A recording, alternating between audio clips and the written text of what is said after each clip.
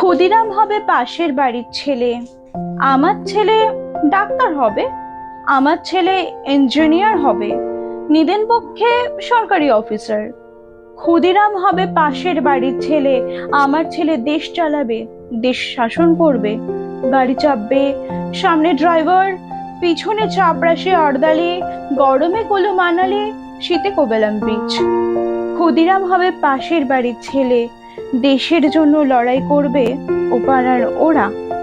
আমার ছেলে ঘাড় গুজে ক্যারিয়ার বানাবে, বিজ্ঞান শিখবে, অঙ্ক শিখবে, কবিতা শিখবে, বড় বড় মনীষীদের জীবনী পড়বে, দেশের জন্য লড়াই করবে ও পাড়ার ওরা।